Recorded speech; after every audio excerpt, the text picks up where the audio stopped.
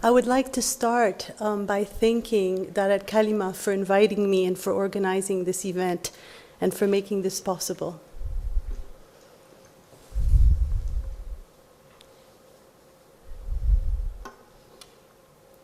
In the early 1990s, I went to New York City to visit a friend of mine, a Palestinian.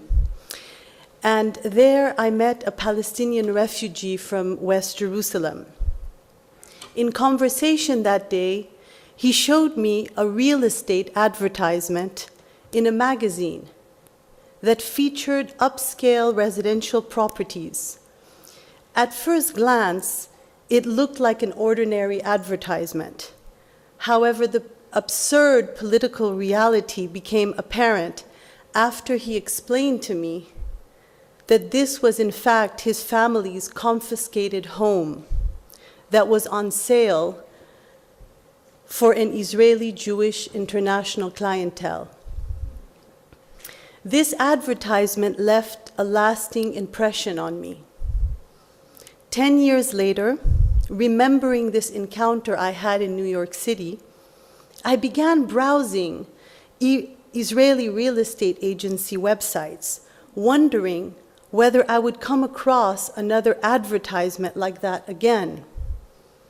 As a Palestinian, I was curious to see what had become of the areas of the city that I have limited access to, but that I had heard so many stories about growing up. I learned through my research that expropriated Palestinian houses in West Jerusalem are ironically repackaged by Israeli real estate agencies as Arab style. The use of the word Arab in Arab style is completely emptied of its Palestinian history and reduced to an architectural euphemism. To explore the torn social, cultural, and intellectual fabric, I undertook oral history research with 28 Palestinian refugees and exiles from West Jerusalem. The departure point for our conversations was the memory of their usurped home. That delineated the path to retrace their footsteps of displacement and dispossession. Welcome to Dream Homes Property Consultants, an agency that patiently and meticulously pieces together a world that was shattered in 1948. The menu consists of 8 parts. About us, hot properties, neighborhoods, new projects, testimonials, FAQ, terms and conditions, and contact us.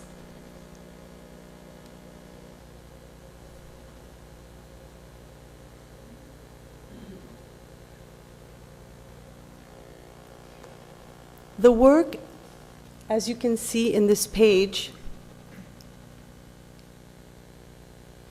it describes here in the About Us section what exactly this real estate is. And you will notice it says, Dream Homes Property Consultants is a leading agency in Arab-style homes. We specialize in houses that were built from the late 1800s to 1948, a period that spans the late Ottoman rule in Palestine to the end of the British Mandate. Our focus is on homes located in areas of West Jerusalem, and I name here Ain Kerem, Baka, the German colony, the Greek colony, Mamilla, Al-Musrara, Katamon, Saad wa Said, Shama, and Talbiye. We are committed to serving you with professionalism, honesty, and respect. Our consultants, natives of Jerusalem and the surrounding cities like Bethlehem, are dispersed throughout the world since 1948. For over 6 decades and to various destinations, they have carried with them their personal knowledge of these houses and neighborhoods. Dhpc provides you with a unique historical perspective that it has acquired from conducting extensive and meticulous research. We offer services in Arabic, Armenian, Creole, English, French, German, Greek, Hebrew, Italian, and Spanish. Unlike any other agency, Dream Homes gives you the narrative attached to each individual house and the distinct neighborhoods. By recounting the personal stories of each home, a collective history emerges, creating an intimate portrait of some of West Jerusalem's neighborhoods. Our desire is to give you insight on the people who have lived and created these places. We know that lovers of Arab-style homes are interested in the intricacies of history and how the past still lingers in the present through the quaint cobblestone streets, the lovely gardens with fruit trees, the flowers, the arch windows, the high ceilings, and the traditional floor tiles with the geometric and plant motifs, the finely crafted iron lattice work, and the elaborate wooden doors. At Dream Homes Property Consultants, we cater to those out there looking for their dream home and finding it right here. So here, as you interact with the work, depending on where your cursor touches, you discover different photos. So this one is of Abla Dajani in front of her home, Lower Baka, before 1948.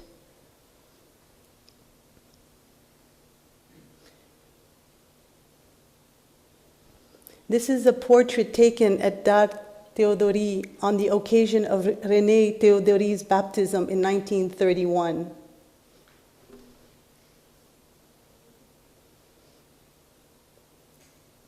And this is Raouf and Ramzi Halabi in the garden of their family home in the Upper Baka, Jerusalem, before 1948.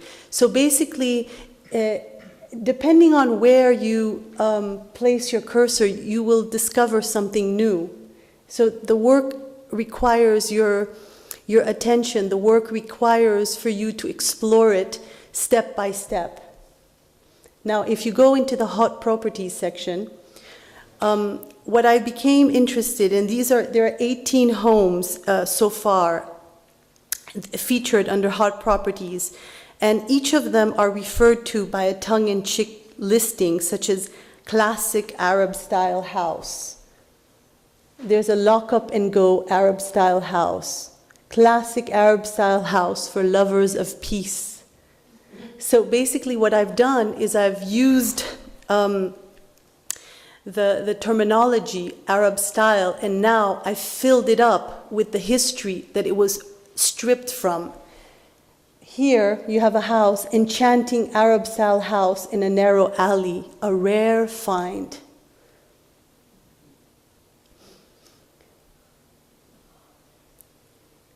Splendid Arab style house in a tranquil street corner, a gem. So there are 18 homes, and each of them, this is one-of-a-kind Arab-style house, dead-end street.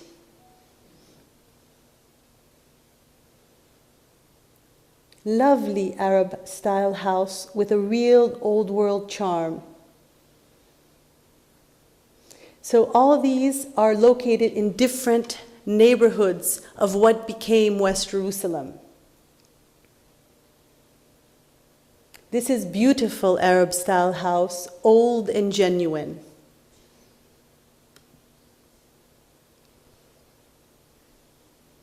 And so you continue to see all the different homes that are represented in Dream Homes. Now, I will give you an example of one home in Ain Kerem.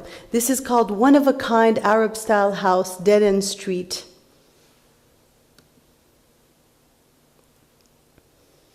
What I've done here is, first there's always a text that briefly explains when the house was built, and the description draws on the Palestinian refugee memory. And then, usually, there are options for 3 different types of maps. The neighborhood map, the interior map, the directional map. And these maps have often been a way to visualize neighborhoods, to understand the social fabric. I will give you an example, and sometimes these maps, on 7 occasions actually, I've used them to locate the homes. So this, I will briefly read to you. This is the Kunas olive press and flour mill, but I will briefly read to you about the home. In the early 1900s, the Kunas brothers, Mustafa, Isa, Khalil, and Muhammad, had a house constructed in Ain Kerem. Each one lived in a part of the house with their family. Sido Ibrahim and Siti Hasibe resided in the house as well, and so did a Polish family.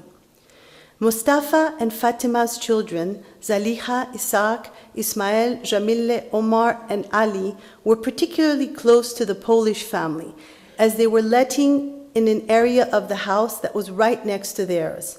At the time, numerous Polish families of World War II alliance soldiers lived in Palestine and resided in Ain Kerem.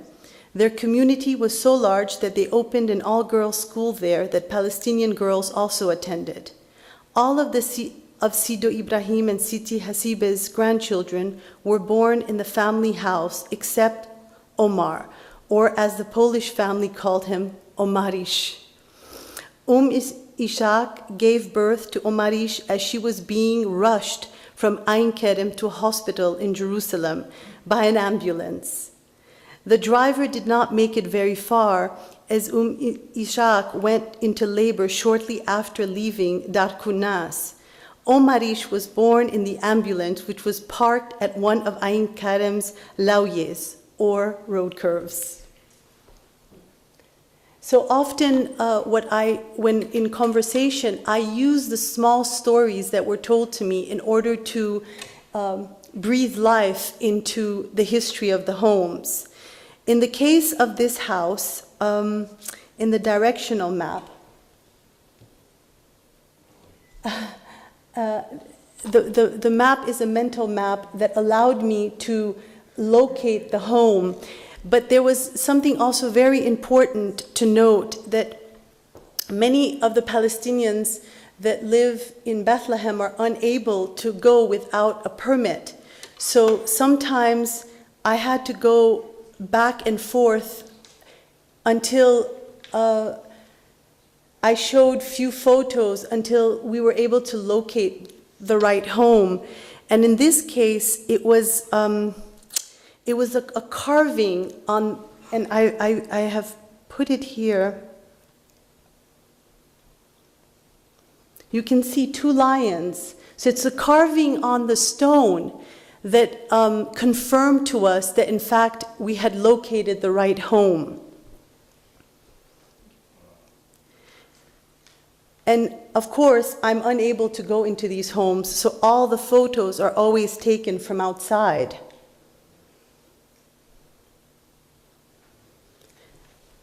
And you will notice on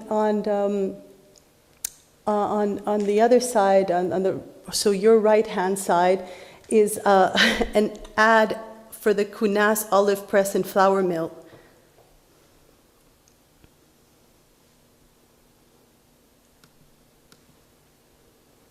I will also show you the neighborhood section.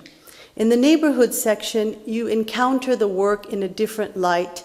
Up until this section, you are understanding or living, experiencing the work in, so I'm narrating it in the present, but everything actually that you're reading about no longer exists. You don't know yet at that point that that everyone in the work is actually have become refugees, until you arrive at the films. And this is a house here. It's a house in Talbiye, splendid Arab-style house in a tranquil street, a gem. In 1923, Yaqub Teodori, son of Theodore Yani Teodori and Hafiza Sahar, bought a plot of land in Talbiye and built a house on it.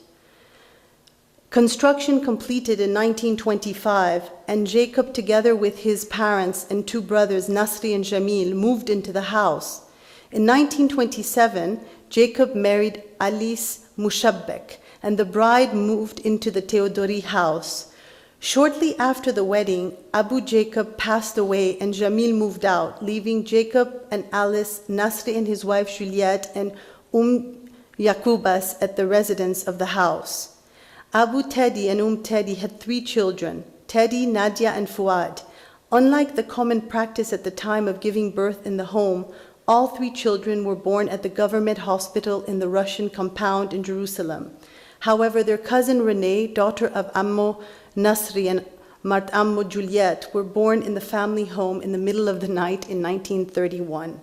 And as you go through the text, again, you have the options of looking at the interior map, for example. So it shows how the houses were divided. You had the dining room, the kitchen on the side, the bathroom. So you get a sense visually of how the homes were, the layout of the homes, but all this is through memory. And then you have the direction of how to get to a home. And this is the house. And again, you only can see it always from a distance. And in the case of this home, there's also a film, which I will play right now. It's called On a Winter's Night.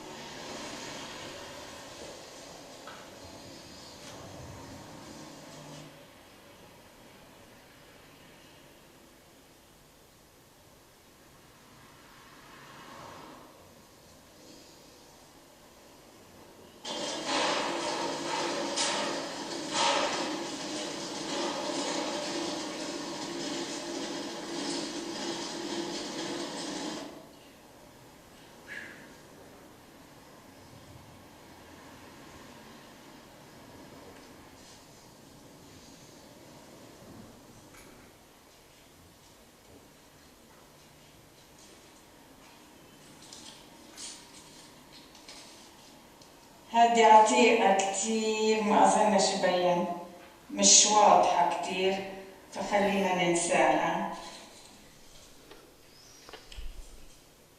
هذه الصورة مع أمي وأبوي لما كنت لسه طفل صغير. وهي شادة أنت؟ طيب نجيب الصورة هذيك آخر.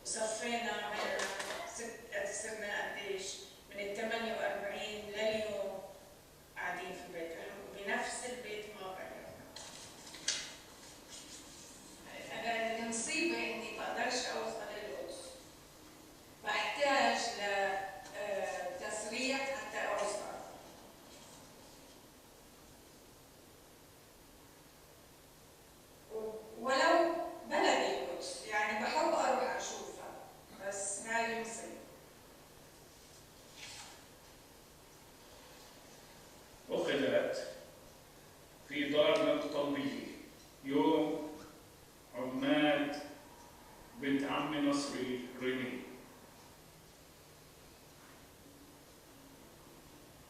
وبتجمع العيلة والحمولة.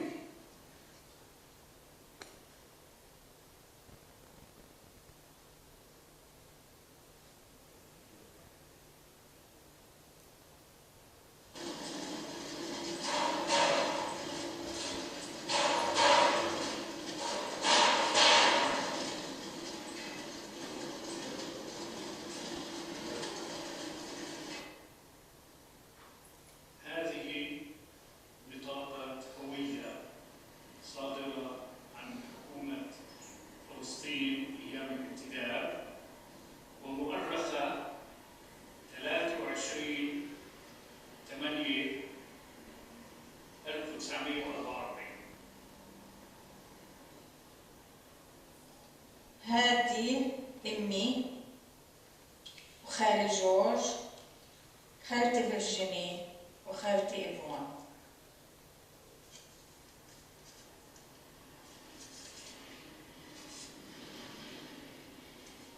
See, they all read. هذه سورة سيدي ياسم شبك.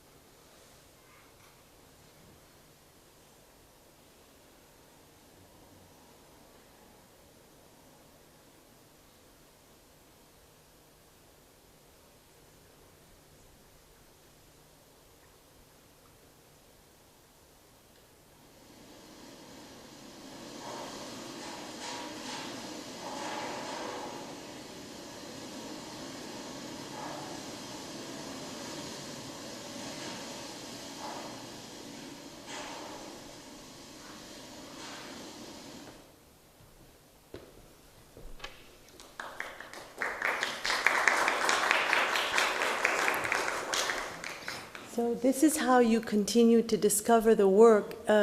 As you can tell, each layer provides a new insight on the experience or the what it means to have loss, what it means to for one to lose their home, their neighborhood, their country. So here is another example of a home that also there's a film attached to it.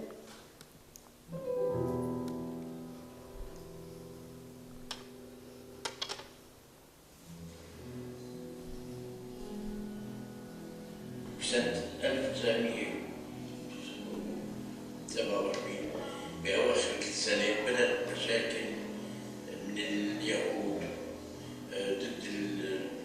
ضد الفلسطينيين، فبلشنا نحن نحسب حساب من خطر راح يجي علينا، وفعلا بين عيد الميلاد عيد راس السنة 1947 1948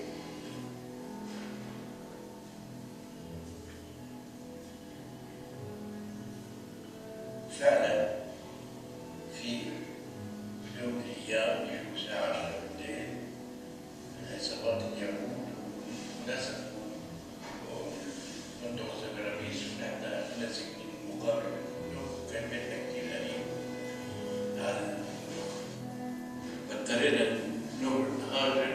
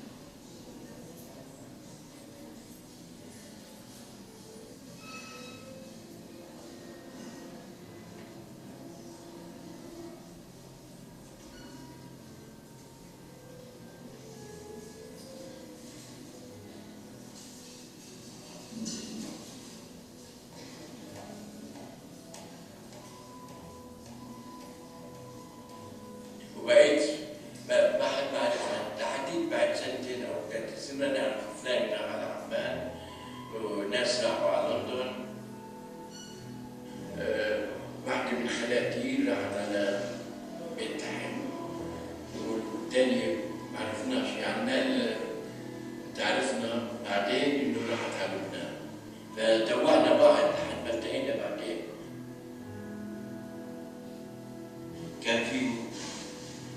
كان جيراننا في الأطوار دار شكيل، كانوا الشباب كانوا يصبحوا، فبالصدفة التقيت وأنا رايح دوزلدورف لآخر بألمانيا في الختام، التقيت مع واحد حامل جريدة عربية، كنت أنا طبعا طلعت فيه بقول له أنت عربي؟ بيقول لي نعم. من أين؟ بيقول لي من القدس. بقول له من وين القدس؟ بيقول لي من القطامون. بقول له ده ما كملتش معه كتير.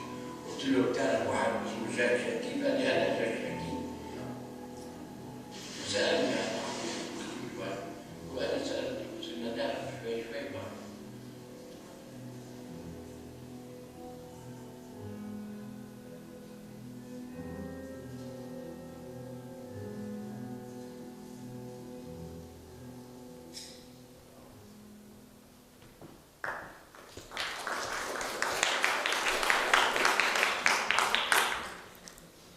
So this is how, in each part of the website, you enter a personal world. And this was Eli's story.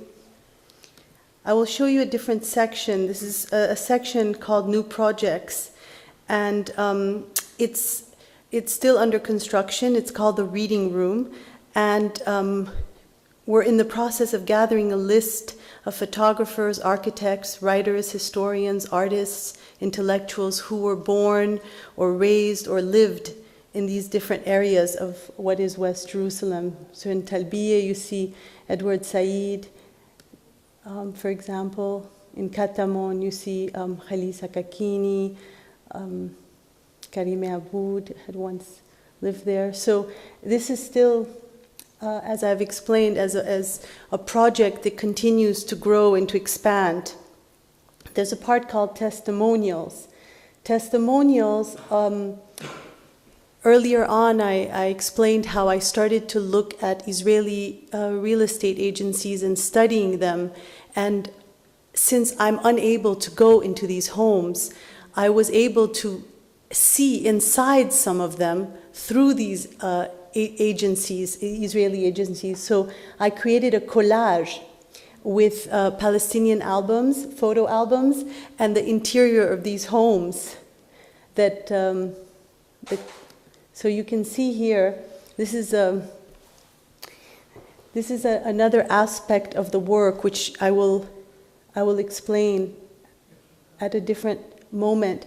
This section is called, it's an open house section. And what I've done is I've taken all the photos from the Israeli real estate agency websites, and I've sort of collaged them here and put Palestinian stories of how in 1967, when they were able for the very first time to go see their homes.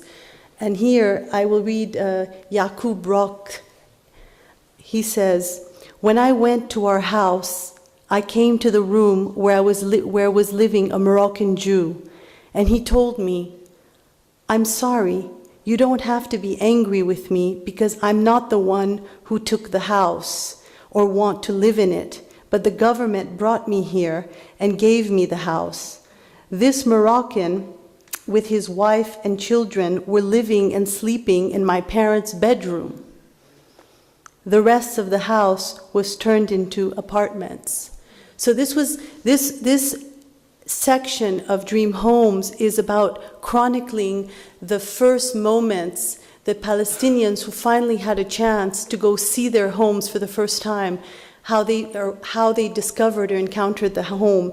And you'll also see sections that are written canceled or postponed or delayed. And these are all often the conditions. People are often waiting. And so I wanted to use those, these kinds of words as a way to echo the experience. And sometimes you touch it and you discover, in this section, this was Omar Kunas. He said, after 1967, we went back to Ain Kerem to visit our house and met a man who asked us what we wanted. My brother told him, "This is our house." He responded, "This was your house. Get out of here."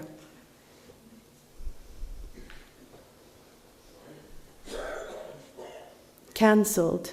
So again, it's really, it takes, the project takes the viewer into so many layers that it requires going into every section. But I will go back to a neighborhood section to bring you to here the story of Abla Dajani. This is another aspect of the work. These were Palestinians who became refugees and ended up in East Jerusalem, and this is her story.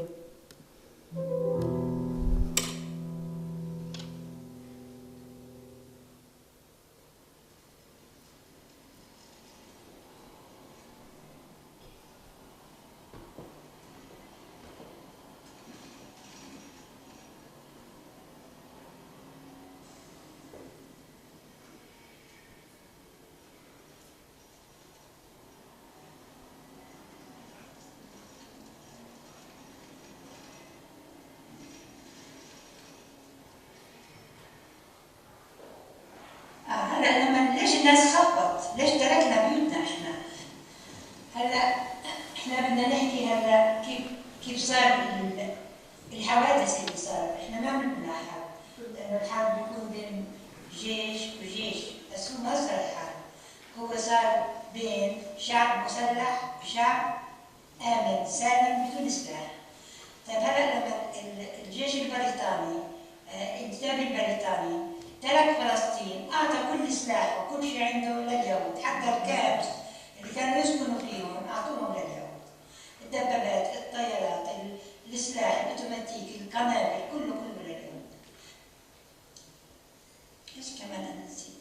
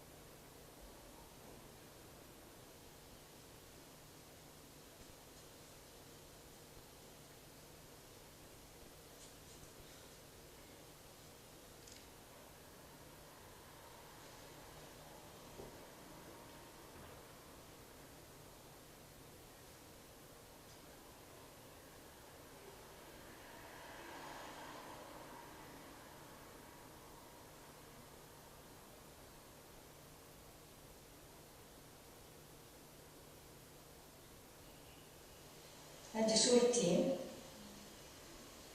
أنا اسمي عبلة محمد داوود طاهر تجاني داوود. هذه الملك الله، هذا بيتنا كان في البعث تحتها. وهذه الصورة أنا تصورتها قبل ال48. كنت أركب بسكليت، كنت شاطرة أركض. هلا هون هذه الدار اللي عندها البسكليت، اللي فيها بسكليت. هذه دار ما أتوقع هون البسكليت. هذا الشارع دار.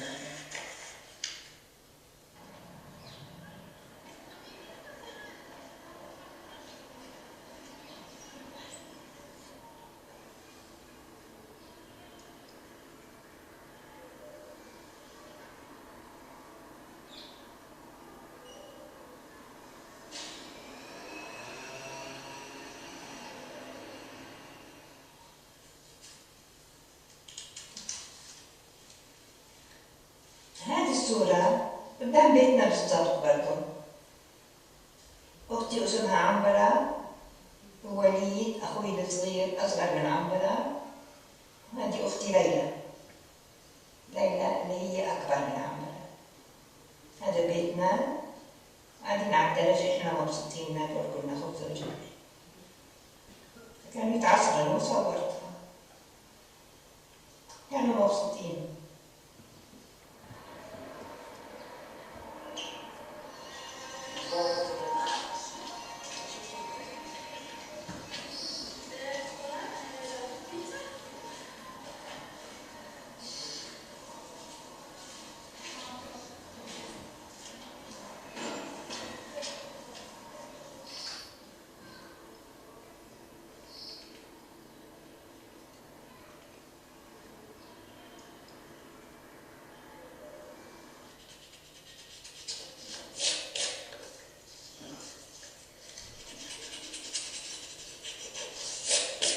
لا كان شارع حلو نظيف حلو.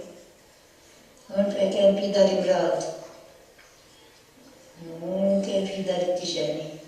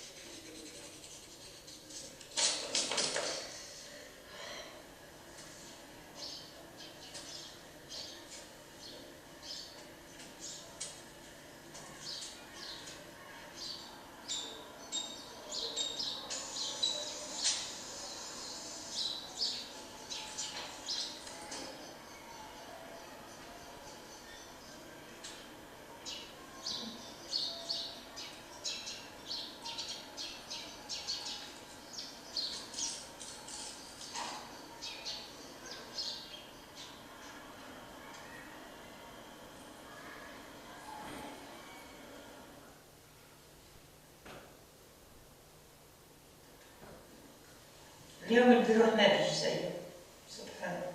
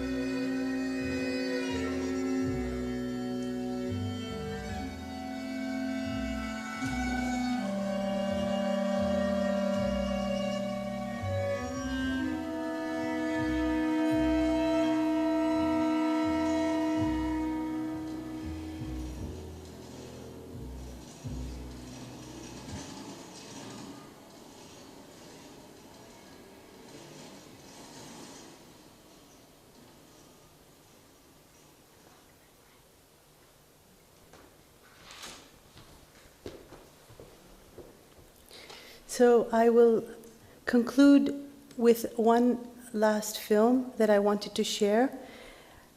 And this section is in Al-Musrara, and Isa Suda drew this map for me. I will show you here.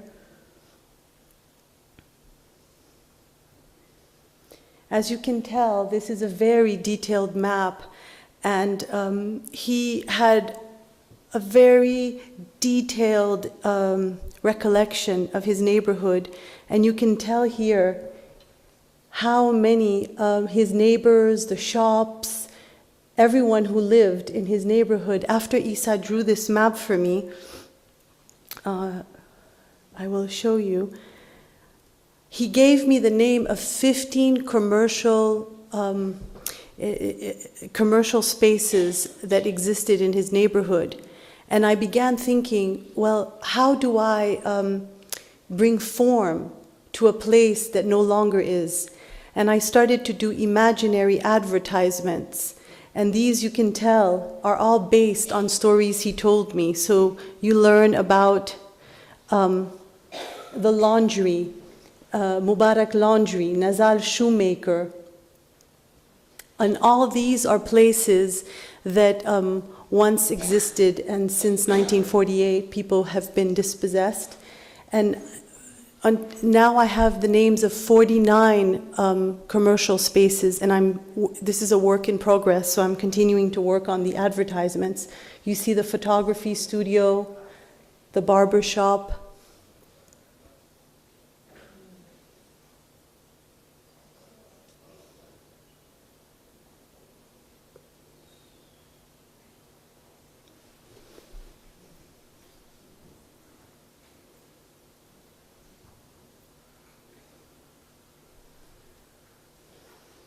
So now we go to his film to conclude.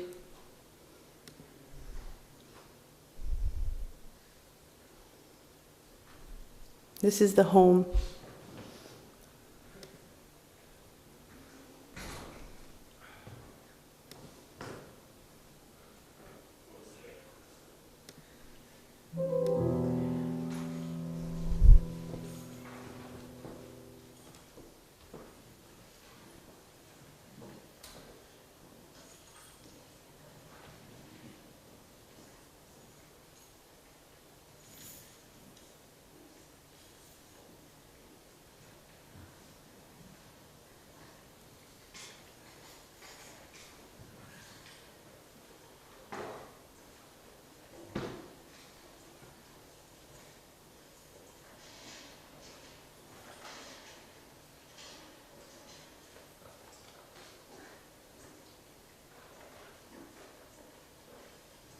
مسافة من دارنا في المصرارة لباب جديد إذا بدك تاخذها يعني حوالي 100 متر. ال 100 متر هدول عندنا آلاف الكيلومترات متطوعين على ايش عم بيصير فينا. أصبحنا لاجئين تاني يوم.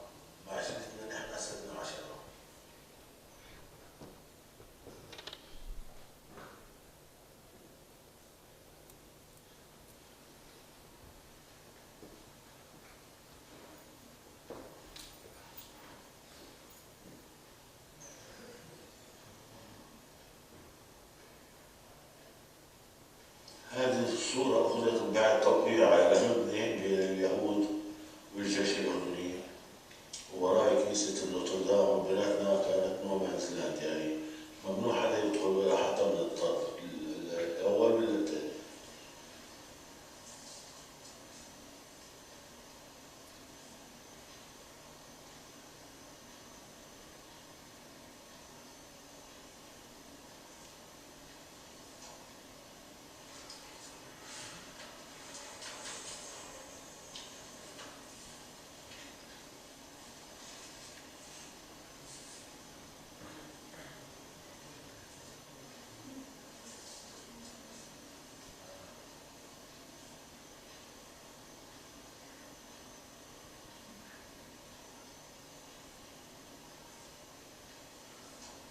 دائما بقول أنا أشرب أكيد في الدباغة وأطلع على الدار أو يجي الفرح، هو بتفكر إنه عيسى صداع يتحرك من النص، عاش فوق ترابة وحابب أنزل تحت ترابة.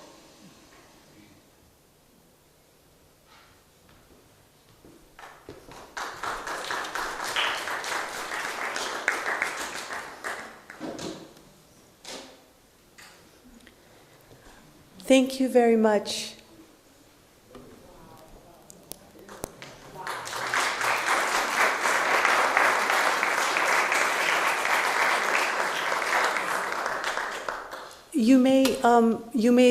This project is online, so you may go at any time to see it and to explore it individually yourself. And also, throughout the year, I will continue adding more films, more stories. I'm still going through a lot of the research, so it's up to you to now go through the different parts of the work and experience it individually yourselves. Thank you so much for coming, everyone. Thank you, Alexandra. I mean, you can see the effort that is put in this project, and you can see how passionate and the tenderness with dealing with these homes and the subjects. Now we can open a small window for a discussion and for questions. So if anybody would like to ask a question for Alexandra or to comment on the project itself, and if I'm not mistaken, I could see some. Yeah, that's true. So maybe, so maybe it will be interesting to hear from them, Yes, right? absolutely. Yeah. Yeah, just. بتحبي تحكي شيء؟ بتحب؟ Okay. So we have a question over there.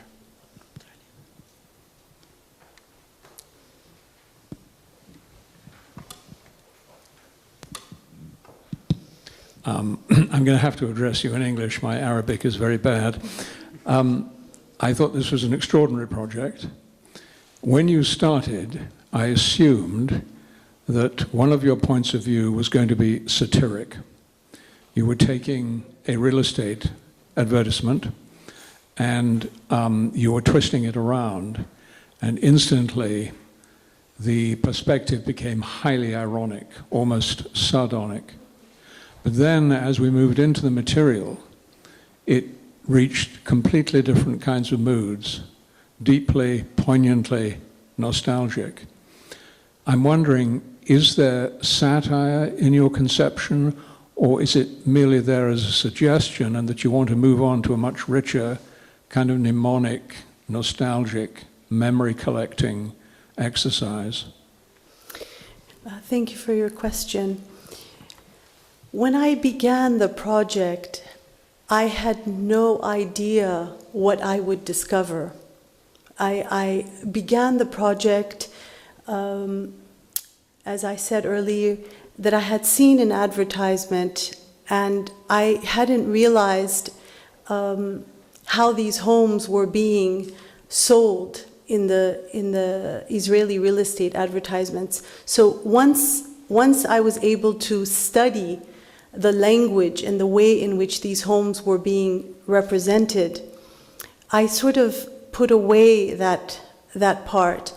And I had already started to meet Palestinian refugees and exiles from West Jerusalem. And in conversation with them, I began to see that the form of a property consultant allowed me to, everything that had been erased, stripped, I wanted to then fill in. And it became one layer, but not the most important layer. It helped find the form, and then once the form was found, then my attention and my curiosities and my interests opened up a new space for me to find how I wanted to narrate, how I wanted to find a form or a language for what had been destroyed. Because what happened was, when I began looking at the individual history of the homes, when people started drawing their mental maps, and I started seeing that actually people would remember their neighbors and their whole neighborhood, and there was a social fabric that had been completely torn. So I wanted to be able to, through the short films, through the text, through the different kinds of forms that I use for this project, I wanted to be able to find ways to make tangible what no longer exists. But I didn't want to speak about the past, because the Palestinians, for us, this is still our present. So I also played with even if I was describing things that no longer exist, I described them in the present. And this was my wish. I wanted them to exist in the present. And only when you arrive at the films, you begin to understand that actually everything you had read about no longer exists. So I really wanted to play with these different layers of, I would say, pain, because in a way, often, because the destruction continues, and also not to mention the appropriation. So here you are, not only has your home, your land been taken away, but now through image, through text, through narrative, your home has been taken, because now there's a new story that has been told. So in the light of all that, I wanted to be able to create another, take back these homes in a way through image.